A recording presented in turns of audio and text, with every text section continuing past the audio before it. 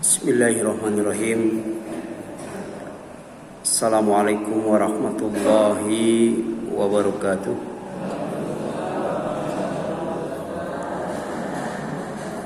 Alhamdulillahi wa kafa. Wassalatu wassalamu ala abdihi wa nabihi wa rasulihi Muhammadin al-Mustafa wa ala alihi wa ashabihi ahli sidqi wal wafa. Wa asyhadu an la ilaha illallah wahdahu la syarika lah wa asyhadu anna Muhammadan abduhu wa rasuluh.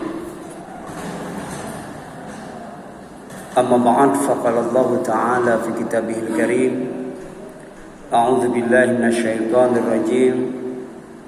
Ya ayyuhalladzina amanu taqullaha haqqa tuqatih wa la tamutunna illa wa antum muslimun. Wa qala Rasulullah sallallahu alaihi wasallam, ittaqillaha haitsu ma kunta wa atbi'is sayyi'ata hasanata tamhuha wa khaliqin nas bi khuluqin hasan. Ikhwat iman, ikhwan fillah, jamaah salat maghrib, silaturahim dan thalabul ilmi Masjid At-Taubah yang dirahmati dan dimuliakan oleh Allah Subhanahu wa taala. Alhamdulillah, malam ini kita bisa hadir di salah satu rumahnya, tempat yang terbaik, rumah Allah, yaitu Masjid At-Taubah, dalam rangka memakmurkannya untuk mendapatkan pengakuan sebagai orang yang beriman kepadanya, sebagai orang yang beriman kepada hari akhir, serta sebagai orang yang mendapatkan hidayah daripadanya, sehingga insyaallah hidupnya tidak hanya akan sukses di dunia yang fana ini saja, tapi juga akan sukses di akhirat yang kekal abadi dalam surga dan ridhonya. Amin ya Allah ya rabbal alamin. Tema kita pada malam ini, tema kajian kita adalah jangan ada setan di sekitar kita. Jadi setan itu ada di dalam rumah, ada di luar rumah, di tempat kerja, di kantor, di sekolah, di pabrik, bahkan di pesantren. Ada setan khusus menggoda kiai, ada tuh. Setan khusus menggoda ulama, ada tuh. Setan khusus menggoda habib, itu ada tuh. Apalagi setan untuk menggoda orang awam, banyak banget. Dan oleh karena itu jangan sampai ada setan yang datang mendekati kita. Setan menggoda kita, setan memperdaya kita, sampai setan mencelakakan kita, bahkan memasukkan kita ke dalam neraka. Oleh karena itu ada perintah dari Allah untuk berlindung kepadanya dari kedatangan setan. Untuk berlindung kepada Allah dari kehadiran setan. Karena manusia tidak bisa menghadapi setan baik langsung ataupun tidak langsung. Kita baru bisa aman dan selamat dari setan setelah kita dilindungi oleh Allah Subhanahu wa ta'ala.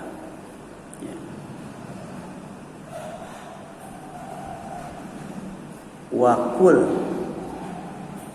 dan ucapkan olehmu Muhammad, Rabbi ya Allah, a'udzubika, aku berlindung kepadamu, min, dari hamazat, godaan, asyayatin, setan-setan. Jadi setan itu banyak. aktif menggoda manusia, aktif mendatangi manusia. Dan kalau merujuk kepada Al-Quran, setan itu pertama adalah iblis yang pernah tinggal di sorga bersama Nabi Adam, bersama para malaikat. Tapi dia fasik, melanggar perintah Allah untuk sujud kepada Adam, maka dikeluarkan dari sorga, diusir dari sorga, diturunkan ke dunia. Karena di samping fasik, aba wastakbara wa kana minal kafirin. Iblis itu termasuk minal kafirin, golongan kaum yang kafir. Kenapa aba? Karena dia menolak untuk sujud kepada Adam. Wastakbaro, dan sombong, merasa dirinya lebih baik daripada Adam. Karena Adam diciptakan dari tanah, sedangkan dia diciptakan dari api. Sok tahu. Jadi menurutnya api lebih baik daripada tanah. Maka yang pantas sujud bukan iblis kepada Adam, tapi bukan iblis kepada Adam itu, tapi Adam kepada iblis. Karena ana khairu minhu, saya lebih baik daripada Adam. Itu iblis yang pertama. Tapi kemudian setelah divonis sesat, nanti dia minta kepada Allah untuk dipanjangkan umurnya sampai hari kiamat. Dan ternyata dikabul. Dikabul. Yang kedua, setan itu adalah anak cucu iblis. Jadi iblis itu beranak pinak. Kemudian siapa lagi? Pengikut iblis atau pengikut anak cucu iblis. Ada yang disebut Abu Syaitan, budak setan gitu. Abdi setan, hamba setan. Ada yang disebut Qarin. Qarin itu yang selalu disertai oleh setan. Selalu dibarengi oleh setan. Dan kemudian dia mengikutinya. Mulanya setan itu mendekati manusia. Tapi setelah manusia digoda, maka manusia mengikuti setan. Itu namanya Qarin. Jadi kata Rasul, setiap manusia itu pasti ada qarinnya. Apakah engkau juga ya Rasulullah? Iya. Tapi qarin yang ada padaku, yang dari bangsa jin itu, dia sudah masuk Islam. Dan dia tidak pernah nyuruh untuk melakukan kejahatan. Dia selalu menyuruhku untuk melakukan kebaikan. Nggak tahu qarin yang ada pada kita. Sudah masuk Islam belum? Kalau belum masuk Islam, masih kufur, berarti yang dia suruh kepada kita dan kita selalu mengikutinya itu adalah yang jahat-jahat, yang jelek-jelek, yang buruk-buruk, yang dimurkai, dibenci oleh Allah Subhanahu wa ta'ala. Ada juga ikhwanus syaitan, saudara syaitan, yang ketika ditakdirkan oleh Allah dikasih rizki yang banyak, dia menghambur-hamburkan rizkinya. Bayangkan, makan untuk keluarga saja, di atas meja makan itu menunya banyak, dan satu menu itu harganya di atas 1 juta. Kenapa? Karena di tiap menu itu ada emasnya. Jadi karena ada emasnya, harganya bisa di atas 1 juta. Berapa menu di atas itu? Untuk beli tempat tidur saja 5M kan gitu ya. Gitu. Nggak tahu betul. Tempat tidur Pak Haji Hamid berapa M? Michael Jackson itu ya tempat tidurnya tuh kalau tidak salah tuh 5 miliar. Karena dia berkhasiat bisa memanjangkan umur. Ya, kalau tidur di tempat tidur itu panjang umurnya. Tapi qadarullah yang menentukan panjang umur kan bukan tempat tidur ya. Tapi Allah Subhanahu wa taala. Kalau sudah nyuruh malakul maut, pendek umurnya tuh. Ya. 50 tahun itu Michael Jackson tuh meninggal. Ya. Pak Jamin dulu berapa tahun? Udah 70 ya. Tempat tidurnya berapa miliar? Ya. Jadi tidak menjamin ya, tempat tidur itu memanjangkan umur. Yang memanjangkan umur itu pertama silaturahim. Ya. Yang kedua apa? Yang kedua adalah ibadah kepada Allah. Yang ketiga taat kepada Allah. Dan yang keempat adalah takwa kepada Allah. Panjang umurnya. Ya. Diampuni dosa, kemudian ditangguhkan ajalnya. Yaghfir lakum min dzunubikum wa yuakhirkum ila ajalin musamma. Itu dalam surat Nuh. Kata Nabi Nuh, ani ibudullah. Kalian harus ibadah kepada Allah. Wattaquhu dan takwa kepada Allah. Wa ati'un dan taat. Taat kepada Allah dan taat kepadaku. Ya. Yaghfir lakum min dzunubikum. Pasti dia Allah akan mengampuni dosa-dosa kalian. Wa yuakhirkum ila ajalin musamma. Dan akan menangguhkan ajal kalian sampai batas waktu yang ditentukan. Ya. Jadi bisa ikhwannya tuh. Ya. Orang yang suka melakukan pemborosan ketika ditakdirkan rezekinya banyak. Ya. Bisa juga sebagai tentara setan, golongan setan, pasukan setan. Ya. Yang ada di ring 1 ya. Di garis terdepan. Ya. Hizbus syaitan. Ya. Hizbu itu bisa golongan, bisa tentara, bisa juga partai. Jadi hizbu syaitan itu bisa diartikan partai setan. Setan bikin partai. Nggak tahu itu nama partainya. Tapi kalau terjemah umum itu adalah golongan atau tentara. Kemudian apa? Wa'udzubika dan ucapkan pula olehmu Muhammad, aku berlindung kepadamu Rabbi ya Allah, ayah turun dari kedatangan setan, dari kehadiran setan. Ya. Oleh karena itu, sekat semua arah yang didatangi setan. Ya. Ya. Jadi Allah ngasih bocoran kepada kita lewat nabinya. Setan itu pasti mendatangi kita. Dan setan itu akan mendatangi kita dari 4 arah. Arah depan, arah belakang, arah kanan, arah kiri. Beda dengan bencana yang mengancam kita itu setiap saat tanpa ngasih tahu Allah kepada kita. Depan, belakang, kanan, kiri, atas, bawah. Itu kalau bencana. Wahfadni min baini yadayya wa min khalfi wa an yamini wa an shimali wa min fawqi wa a'udzu bi azmatika an ubtala min tahti. Itu kalau bencana yang bikin kita celaka, bikin kita mati itu. Hati-hati itu. Dari depan bisa, belakang bisa, kanan kiri bisa, atas bawah bisa. Tapi setan datangnya dari depan, belakang, kanan kiri.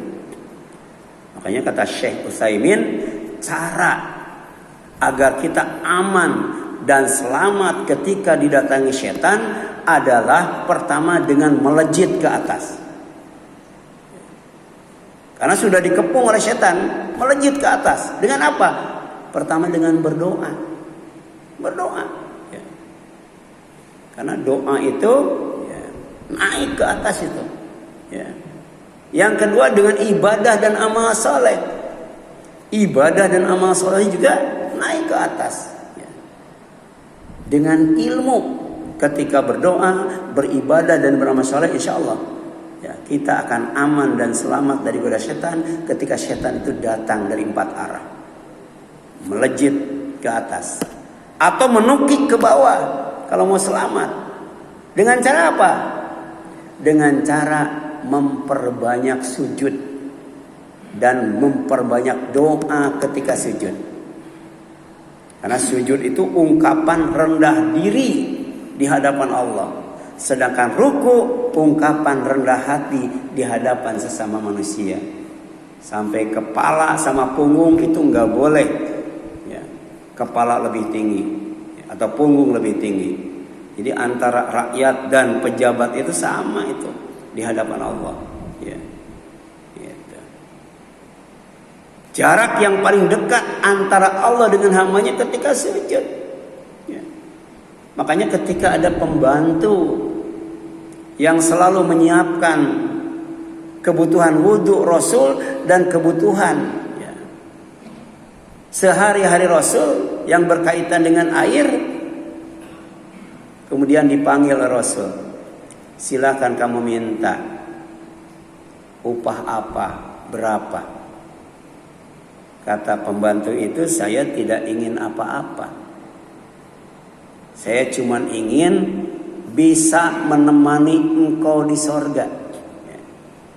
Jadi ketika masuk sorga, temannya Rasulullah, dia cuma itu. Apa kata Rasul? Kalau begitu bantu aku, bantu aku, ya, dengan memperbanyak sujud. Ya. Dan ketika sujud, perbanyak doa kepada Allah Subhanahu wa Ta'ala.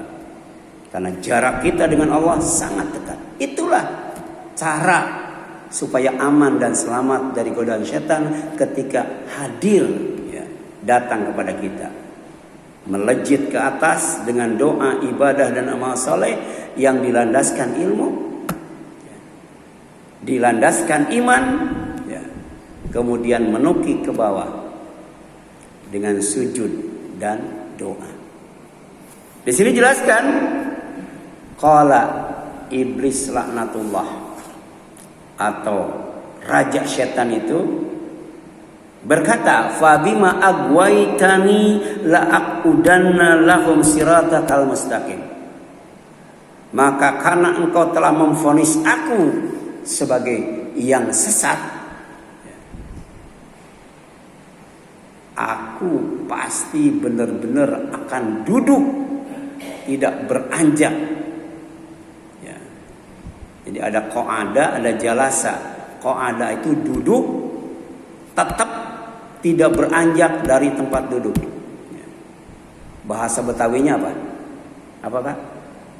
Ada yang tahu? Apa tuh? Ngajogrog. Jadi nggak kemana-mana tuh. Ya. Untuk apa? Untuk mengawasi manusia yang akan digoda saat lalai, saat lemah, saat abai. Ya. Sampai kemudian la'aqudanna lahum siratakal mustaqim, akan goda, ya, mereka supaya tidak menempuh jalan yang lurus. Jalan yang lurus itu adalah jalan yang benar, ya. Jalan Allah Subhanahu wa Ta'ala, ya. Jalan yang akan mengantarkan kepada doa kita, Rabbana atina fid dunya hasanah wa fil akhirati hasanah wa qina adzabannar. Itu siratal mustaqim. Dalam surat Yasin apa? Ya. Menyembah Allah tuh, ya, jalan yang lurus itu. Sedangkan jalan yang bengkok menyembah setan. Itu dengan duduk setan bisa menyesatkan manusia, menyimpangkan dari jalan yang benar, dari jalan yang lurus. Tapi kemudian setan tidak hanya menunggu kelengahan manusia, kelalaian manusia, tapi juga mendatangi, jemput bola itu. Didatangi itu, ya. Bukan hanya ditongkrongi, tapi didatangi. Tsumma la'atiyannahum min baini aydihim wa min khalfihim wa an aymanihim wa an syama'ilihim wa la tajidu aktsarahum syakirin. Ya. Serius ini, setan serius. Ngomongnya di hadapan Allah. Dia melihat Allah. Ya. Apa kata setan? Kemudian pasti aku akan datangi mereka dari depan mereka, dari belakang mereka, dari kanan mereka, dari kiri mereka. Dan engkau tidak akan dapati kebanyakan manusia bersyukur. Ya. Kalau di sensus banyak yang ibadah, banyak yang maksiat. Berarti setan benar-benar kerja itu. Ya. Banyak yang sholat di masjid, banyak yang kagak. Banyak yang ngaji, banyak yang kagak. Banyak yang nyunah, banyak yang tidak. Ya. Gitu. Jadi yang benar itu minoritas, yang baik itu minoritas, yang syukur itu minoritas. Qalilan ma tashkurun. Kalian itu banyak sekali yang tidak mensyukuri Allah. Sedikit dari kalian yang bersyukur kepada Allah. Itu apa? Di antaranya ada sumbangsi setan ketika menggoda manusia. Ya, tadi lengkap, kanan, kiri, depan, belakang. Kemudian jangan ada setan di rumah. Jadi setan itu tidak hanya berada di luar rumah, ya, tapi juga ada di dalam rumah. Jangan sampai ada setan di dalam rumah. Jangankan satu keluarga sampai beranak pinak itu menghadapi setan satu saja itu susah itu. Ya. Oleh karena itu ada hadis riwayat Abu Hurairah, ya, di mana sesungguhnya kata beliau, Rasulullah sallallahu alaihi wasallam pernah bersabda, la taj'alu buyutakum maqabir. Kalian jangan jadikan rumah-rumah kalian itu sama dengan kuburan, ya, atau mirip kuburan. Fa inna syaitan, karena yang namanya setan sesungguhnya yanfiru akan lari minal baitil ladzi tuqra'u fihi suratul baqarah, dari rumah yang di dalamnya dibacakan surat Al-Baqarah. Ya. Kira-kira lama atau sebentar ya baca surat Al-Baqarah? Capek enggak ya? Gitu kan. Surat Al-Baqarah berapa ayat, Pak? 286. Berapa juz itu? Ya. Jangankan kita baca ketika sholat, baca surat Al-Baqarah di luar sholat saja berat itu. Padahal itu syarat mutlak supaya setan itu tidak ada di rumah. Lari bahkan, ketakutan itu. Ya, ini berita gaib dari Allah lewat Rasulnya itu. Ya, lewat Rasulnya. Tapi Rasulullah SAW pernah seorang sahabat, ya, ikut berjamaah sholat tahajud di rumahnya. Rakaat pertama baca 4 surat, bayangkan 4 surat tuh. 3 surat ya, 3 surat. Pertama surat apa? Al-Baqarah. Dikiranya mau ruku itu, ya, anta maulana fansurna alal qaumil kafirin. Dikiranya mau ruku, ternyata lanjut.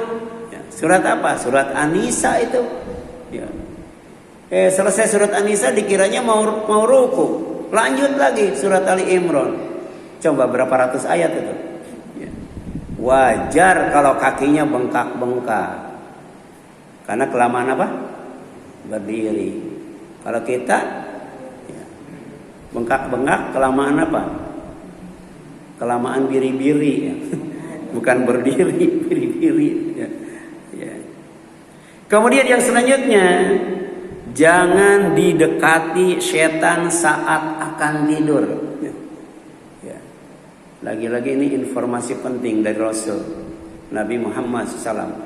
Bahwa setan itu bukan hanya menggoda manusia di luar rumah, tapi juga di dalam rumah. Bukan hanya duduk, tapi mendatangi. Bukan hanya saat bangun, tapi juga saat akan tidur itu digoda. Ya. Jadi jangan sampai ada setan di dekat kita saat kita akan tidur. Idza, kata setan, awaita ila firashika faqra ayatal kursi min awwaliha hatta takhtima. Ya. Jadi kalau kamu mau tidur, saat merebahkan badan di atas kasur, maka baca oleh kamu ayat kursi. Ayat kursi berapa ayat? 1 ayat. Kalau Al-Baqarah 286 ayat. Ya. Jangan sampai kalau tidak bisa surat Al-Baqarah, baca ayat kursinya. Surat Al-Baqarah ayat 255. Allahu la ilaha illa huwal hayyul qayyum sampai wa huwal aliyyul azim. 1 ayat. Ya. Wa qala li, ya. Dan setan berkata kepadaku, kepada Abu Hurairah, la yazal 'alaika minallah hafid. Ya. Allah tidak akan pernah berhenti menjaga orang yang akan tidur itu, ya, dengan menugaskan malaikat hafazah, malaikat yang ditugaskan untuk menjaga, melindungi. Ya. Kemudian wala yaqrabaka syaitan hatta tusbiha. Dan setan apapun tidak akan bisa mendekati kamu hatta yusbiha, sampai subuh. Ya, hatta tusbiha, sampai subuh. Jadi kalau ayat kursi ada expire-nya, ya, ada kadaluarsanya sampai subuh. Kalau sudah lewat subuh, malaikatnya pergi, setan datang mendekat. Ya. Untuk apa? Nanti dijelaskan selanjutnya, ya. Walaupun kita baca ayat kursi, tapi kalau kemudian, ya, subuhnya kesiangan, ya, maka setan datang mendekat lagi, ya, datang mendekat lagi. Oleh karena itu diantaranya jangan ada setan tidur di lubang hidung. Songong banget, ya. Tidurnya di lubang hidung. Ya. Jadi setan itu bukan hanya tidur di tempat tidur kita, makan di meja makan kita, tapi tidur di lubang hidung kita. Ya. Ini songong kan? Kenapa? Karena lubang hidung itu gelap. Dan lubang hidung itu kotor. Ya. Nah, bagaimana caranya supaya setan tidak tidur di lubang hidung kita? Ini masih dari Abi Hurairah. Rasulullah SAW pernah bersabda, "Idza staiqadha ahadukum min manamihi." Apabila seseorang bangun dari tempat tidurnya, fatawaddo, maka hendaklah dia wudu. Jadi terlepas mau sholat atau enggak, yang penting wudu. Bangun tidur wudu. Ya. Gitu. Coba kita tidur berapa kali sehari, Pak? Ya. Kalau sholat fardu 5 kali, kemudian bangun tidur 3 kali, berarti wudunya 8 kali itu. Ya. Karena tiap bangun tidur wudu. Tapi wudu plus, ya, ada sunnah-sunnah yang berkaitan dengan fitrah, kebersihan, kesucian. Apa itu? Fal yastansir thalatha marrat, sambil berkumur-kumur sebagian air yang ada di genggaman tangan kita, hirup ke dalam hidung sedalam-dalamnya kalau tidak sedang saum. Sampai masuk itu, ya, ke dalam hidung. Ya. Itu namanya istinthar. Ya. Baru kemudian dibuang. Apa faidahnya? Apa manfaatnya? Apa tujuannya? Ini ada kaitannya dengan syaitan. Fa inna syaitan yabitu ala khaysyumihi. Sebab syaitan itu akan tidur di lubang hidungnya. Di lubang hidung orang yang hidungnya kotor, ya, dijadikan tempat tidur. Ya. Dan ini juga ada kaitannya dengan terapi. Ya, terapi apa? Terapi yang ada kaitannya dengan wabah, ya, dengan pandemi COVID-19. Ya. Ya. Tolong dicatat, cuci tangan saja tidak cukup, tapi harus nyelati jari tangan, ya. Karena yang namanya virus itu tidak hanya ada di telapak tangan, tidak hanya ada di punggung tangan, tapi juga ada di apa? Sela-sela jari, ya, sela-sela jari itu. Sama dengan ketika mengusap rambut itu, sela-sela rambut itu harus diusap, ya, harus diusap. Ya. Jadi setan itu ada di lubang hidung. Ada lubang. Jadi kalau hidung kita bersih, insya Allah setan nggak betah di hidung kita. Kalau rumah kita bersih, insya Allah setan nggak betah di rumah kita. Kemudian jangan ada setan kencing di telinga. Tadi baca ayat kursi itu Allah menjaga orang yang sedang tidur, ya. Setan tidak berani dekat itu sampai subuh. Kalau subuh masih tidur, ya, maka penjaganya pergi, setannya datang mendekat. Bukan hanya mendekat, apa? Mengencingi telinganya. Ya. Kalau tadi songong, ya, sekarang apa tuh? Kurang ajar tuh. Setan kurang ajar tuh. Ya. Jadi udah tidur di lubang hidung, kencing lagi di telinga. Jadi ada seorang laki-laki, ya, ya, yang dilaporkan oleh sahabat kepada Rasulullah SAW. Ya. Jadi mazala naiman hatta asbaha maqama ila shalah. Ya. Jadi ada orang yang malamnya tuh tidur terus-terusan, nggak bangun-bangun, itu nggak qiyamul lail, tidur aja sampai subuh. Bahkan kemudian dia tidak sholat. Ya. Ya. Maka apa kata Rasul? Faqala dzaka rajulun bala syaitan fi udhunihi. Ya. Itulah contoh orang yang sudah dikencingi setan di telinganya. Apa maknanya? Pertama, jaga kesehatan, jaga kebersihan secara total, secara sempurna, sampai ke lubang hidung, ke lubang telinga, ya, ke lubang mulut, ya, gitu. Gitu. Kemudian yang kedua, usahakan sebelum subuh sudah bangun. Sebelum subuh itu namanya sahur, ya, fajar kidib.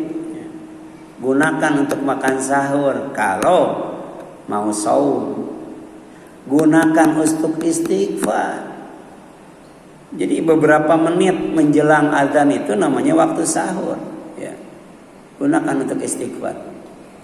Sebab kalau kemudian, ya, siangnya meninggalnya alal fitrah, meninggalnya husnul khatimah, meninggal, ya, secara Islam, ya, dalam keadaan suci dan bersih.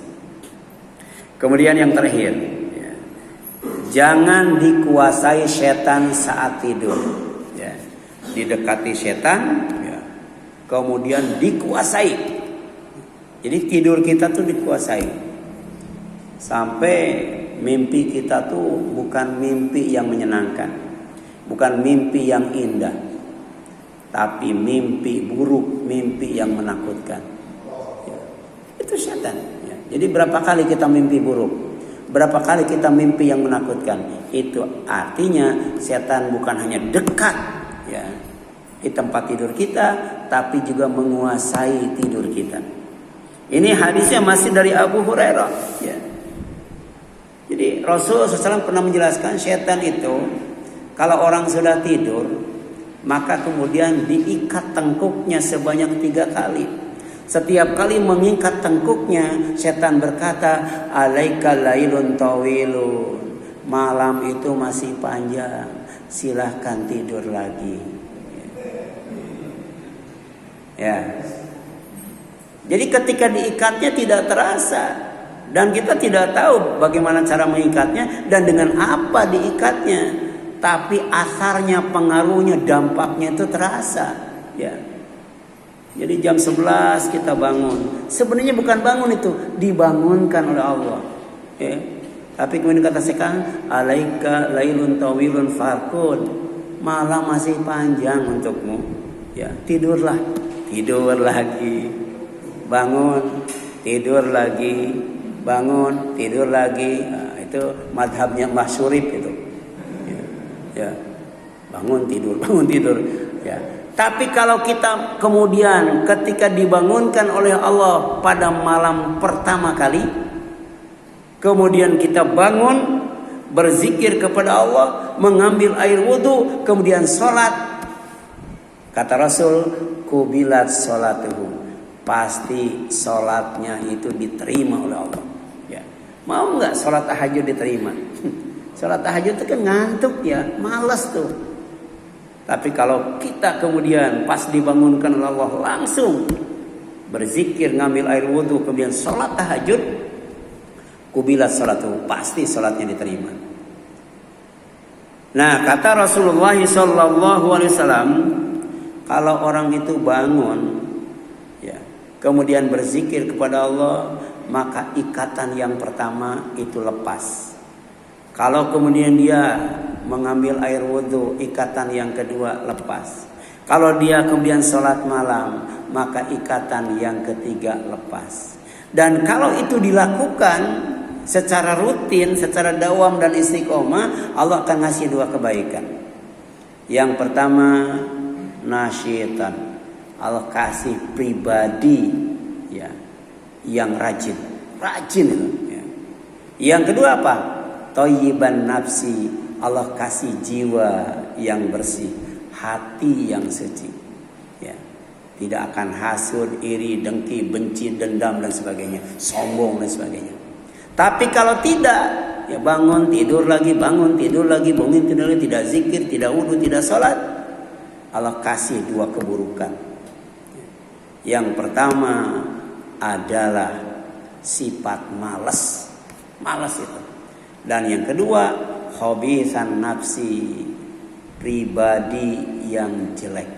Tadi kan gampang marah, gampang tersinggung, tersinggung, gampang dendam, ya. Ya, kemudian tadi ya, ria, ujub, takabur, hasud, iri, dengki, ya. Itu pribadi yang jelek itu, ya, pribadi yang jelek. Nah, itu barangkali yang dapat disampaikan. Silakan, ada yang ingin ditanyakan? Ya, silakan.